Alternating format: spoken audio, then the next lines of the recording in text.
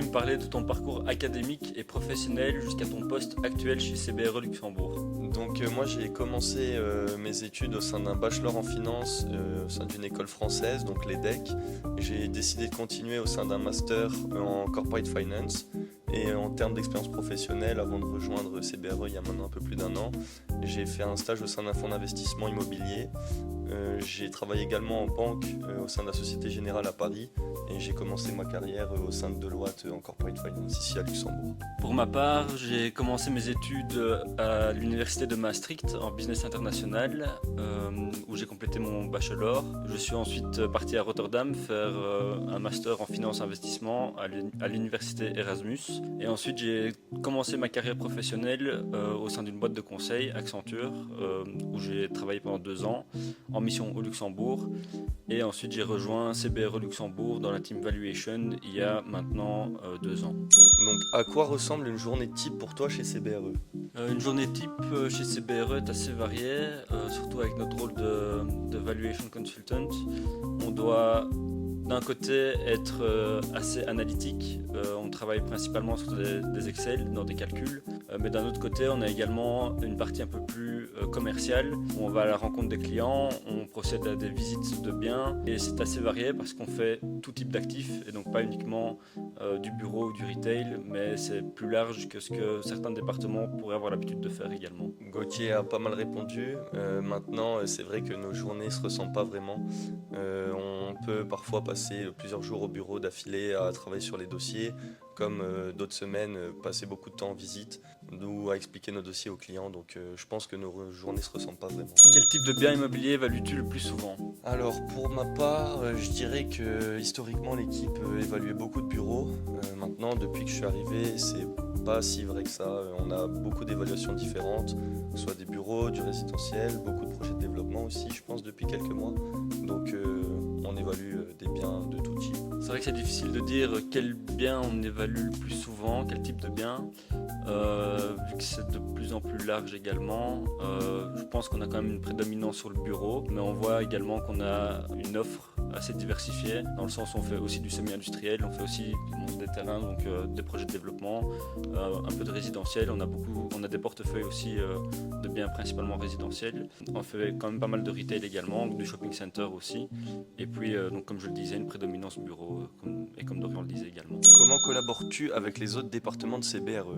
Alors pour nous, on collabore avec beaucoup de départements chez CBRE, dans le sens où on fait nos évaluations et on est, on va dire, spécialisé dans le calcul, dans l'évaluation du bâtiment. Après, on a des départements qui sont beaucoup plus sur le marché, comme notre département Capital Markets, qui sont au courant de ce qui se passe en temps et en heure sur le marché. Et donc on se rapproche d'eux pour avoir une idée plus précise de comment est-ce qu'on pourrait évaluer notre bien dans une localisation type. On se rapproche aussi des départements retail et bureaux pour avoir également des insights sur comment se passe la location des bureaux ou des surfaces commerciales à l'endroit dans lequel se trouve notre bien qu'on évalue. D'ailleurs, à ce sujet, je crois que l'équipe retail et l'équipe bureau adorent qu'on vienne les voir pour des actifs bien périphériques.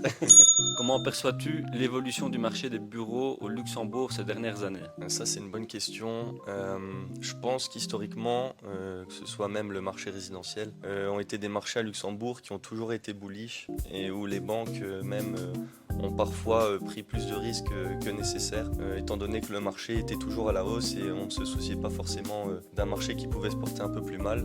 Donc je pense que depuis quelques années, on se rend compte que les biens immobiliers ont subi des décotes importantes et donc aujourd'hui le marché est encore pas mal à l'arrêt. Même en termes de transactions, nous en tant que valueurs, on a du mal à avoir de comparables. Je dirais que le marché pour le moment, que ce soit sur le bureau ou même sur le résidentiel, est pas mal à l'arrêt. En effet, je suis d'accord aussi sur le fait que sur les 2 dernières années c'était assez compliqué, aussi sur les transactions sur lesquelles nous on se base principalement pour faire nos évaluations. On avait beaucoup moins de comparables, mais on sent quand même que depuis ce début d'année le marché reprend et qu'il y a pas mal de mouvements et on est persuadé que ce marché de bureaux au Luxembourg va reprendre de plus belle d'ici la fin d'année et début 2024. 2026 également. Quels sont les plus grands défis que tu rencontres dans ton métier? Alors les plus grands défis, je dirais toujours être neutre en fait dans nos évaluations. Parfois on fait des évaluations pour des banques qui ont leurs propres clients. On doit essayer de contenter d'un côté la banque, d'un côté le client également, tout en restant neutre. Donc on a parfois des discussions assez challenging après nos évaluations. Donc je dirais que c'est le plus grand défi, c'est en gros contenter tout le monde, tout en restant neutre, tout en étant persuadé aussi que la valeur qu'on donne sur un bien immobilier est la bonne et n'est pas influencée par d'autres paramètres au fur et à mesure de la mission. Je pense que ça, c'est un gros point de notre métier. Et au-delà de ça, peut-être plus dans notre quotidien, je dirais que ce qui est parfois difficile, c'est de jongler entre tous les dossiers. On a pas mal de deadlines qui peuvent parfois se retrouver au même endroit. Et de jongler d'un dossier à l'autre, c'est ce qui fait aussi que notre métier est hyper intéressant. Mais c'est parfois pas évident de passer du coq à l'âne, entre guillemets, tout en essayant de maintenir les deadlines. Comment gérez-vous l'incertitude ou la volatilité des marchés dans vos évaluations? Je dirais que nous, en tant que valueurs, on a pas mal de disclaimers, etc. dans nos rapports pour justement alerter nos clients, les banques, toutes les contreparties avec lesquelles on travaille quant à la volatilité et aux évaluations qu'on peut remettre. Maintenant, c'est vrai que c'est toujours difficile de naviguer dans des marchés très volatiles ou illiquides comme c'est actuellement le cas. Donc je dirais qu'au-delà des disclaimers, c'est aussi peut-être la transparence qu'on peut avoir avec nos clients qui permet d'alerter sur la valeur qu'on leur communique et potentiellement des décotes qui pourraient être prises dans le cas d'une cession ou quelque chose comme ça. Ouais, c'est ça, je suis tout à fait d'accord. C'est très difficile à matérialiser, en tout cas dans nos évaluations. Je pense que quand on a un marché qui a tendance à baisser, on va être un peu plus conservateur. Après, je pense que la meilleure façon de contrer cette incertitude et cette volatilité, justement, c'est de se rapprocher en effet de son client et avoir des discussions plus profondes que ce qu'on pourrait avoir dans un marché qui est stable, dans le sens où ici on va s'intéresser beaucoup plus à l'immeuble, à son historique et à la stratégie du client aussi sur les prochaines années, ce qui va aussi nous permettre de contrer cet impact de l'incertitude, de la volatilité qu'on peut avoir sur le marché. Quel conseil donnerais-tu à quelqu'un qui souhaite se lancer dans ce domaine? Bonne question. Je pense que tout d'abord, il faut être un passionné d'Excel et de calcul. Mais d'un autre côté aussi, il ne faut pas être la personne introvertie qu'on pourrait rencontrer, qui est devant son écran toute la journée, etc.